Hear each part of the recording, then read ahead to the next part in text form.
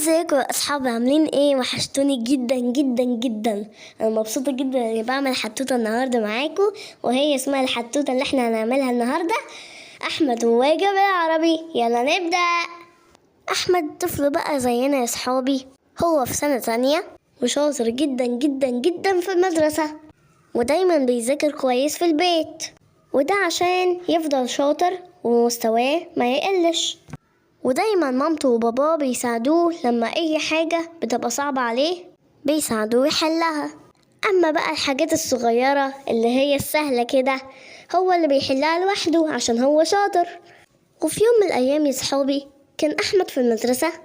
يلا يا اشطر طلاب، انا هديكوا واجب عربي النهاردة وتحلوه في البيت وترجعوا بيه بكرة علشان اصححه واشوف مين اكتر حد شاطر في الفصل عشان ليه مكافأة عندي. اتحمس احمد جدا وقال في نفسه يا ريت يا ريت لو كسبت المكافأة دي، يا سلام ابقى شاطر. ورجع احمد يا صحابي على البيت ولقى مامته بتجهز له هدوم علشان يخرجوا بعد الغدا.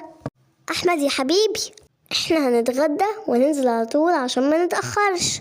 نتأخر على ايه يا ماما؟ احنا رايحين فين؟ ايه ده؟ انت نسيت يا احمد؟ احنا رايحين الملاهي مع صاحبك. ياه، ده انا كنت ناسي. قولي بقى، عندك واجبات النهارده نخلصها قبل ما ننزل عشان ما نتأخرش؟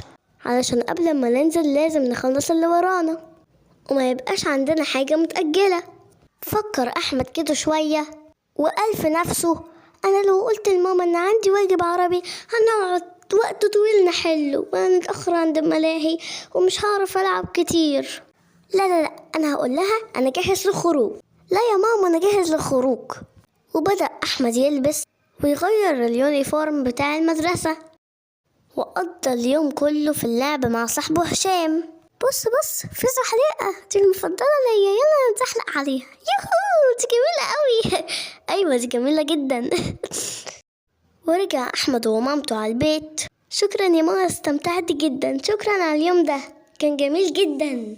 وراح أحمد يا صحابي تعب جدا وكان تعبان عشان هو لعب كتير وجري كتير في الملاهي، فراح نام بسرعة على نفسه وصحى على صوت مامته وهي بتقوله اصحى يا أحمد يا حبيبي، كل ده نوم يا حبيبي، هنتأخر على المدرسة، اصحى يلا الساعة 7 الصبح. حاضر يا ماما هصحى وفوق اهو. لكن أحمد اتخض. واجب العربي، أنا نسيت أحل واجب العربي، إزاي هروح المدرسة؟ أنا مش حله. يا خبر، لو المدرسة سألتني هقول لها إيه؟ ممكن أنقله من علي صاحبي، هو علي صاحبي شاطر، وأبقى كده حليت المشكلة، سهلة اهي. وراح أحمد على المدرسة. بقولك، أنت حليت الواجب العربي اللي المس اديتهولنا امبارح؟ أيوة حليته. ليه بتسأل يا أحمد؟ أنا حصلت معايا امبارح ظروف ما عرفتش أحله، ينفع أنقله منك في ثواني كده قبل ما المس تيجي؟ أكيد يا أحمد، ولا يهمك، اتفضل. وأول ما دخلت المس بتاعة أحمد الفصل لقت كراسة علي على ديسك أحمد.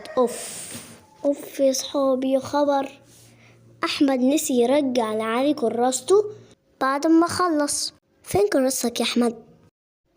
أخي معايا في الشنطة، هطلعها حالا. وطلع أحمد كراسة العربي من شنطته واداها للمس. طيب كراسة العربي بتاعت علي بتعمل ايه قدامك يا أحمد؟ وايه اللي جابها عندك يا أحمد؟ سكت أحمد وتوتر قوي.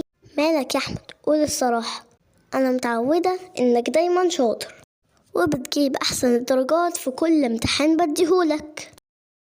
فجأة أحمد لقى نفسه بيعيط لأنه شاطر وما بيكذبش ودايما بيقول الصراحة. قول يا أحمد الصراحة، ومهما كانت أنا هسامحك. أنا ممكن أسامح اللي بيغلط بس مش ممكن أسامح اللي بيكذب. الصراحة يا مس، أنا كنت بنقل الواجب من علي لأن امبارح ملحقتش أحله. وليه ملحقتش يا أحمد؟ إيه اللي حصل؟ إحنا خرجنا امبارح ورجعنا متأخر وملحقتش أحله ونسيته ونمت على طول لأني كنت تعبان. ولما صحيت الصبح ولقيت نفسي محلتوش قلت اتصرف عشان حضرتك ما تزعليش مني وتغيري فكرتك عني اني شاطر. طب هي دي الامانة يا احمد؟ انك تسرق مجهود علي؟ يعني هو قاعد امبارح وتعب في حله وكتابته، وانت تيجي من غير اي مجهود تاخد تعبه كده عالجاهز. زعل احمد جدا جدا جدا لان الحركة دي كان اول مرة يعملها، واخد الاستيكة ومسح الواجب اللي هو نقله واعتذر للمس بتاعته. مش هكرر ده تاني يا مس، انا مسامحاك، وده موقف تتعلم منه اننا ما ينفعش نصلح غلط بغلط تاني.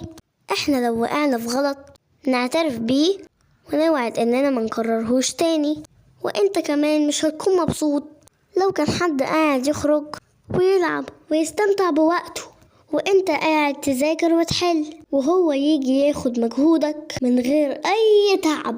كده يا حبيبي مش عدل، والمفروض كل واحد ياخد على قد تعبه عشان كله يشتغل. انما لو فضل ناس كسولة معتمدة على ناس نشيطة، اكيد اكتر الناس هتختار الكسل، وبكده الناس النشيطة هتبقى اقل. شفت دي حاجة ممكن ازاي تشوفها صغيرة بس نتائجها بعدين بتكون كبيرة، وبتطلع ناس كتير فاشلة ومعتمدة على غيرها ومطمنة انها هتلاقي حد يساعدها. وانتوا كمان يا صحابي اوعوا يا صحابي تغشوا ولا تساعدوا حد انه يغش وهو كان لازم يتعب وكسل. انت تعبت ونجحت، لو ساعدته هتكون بتشجعه على الكسل. ودايما افتكروا حديث النبي عليه الصلاة والسلام: من غشنا فليس منا. اشوفكم على خير في حدوتة جديدة، هتوحشوني قوي. باي.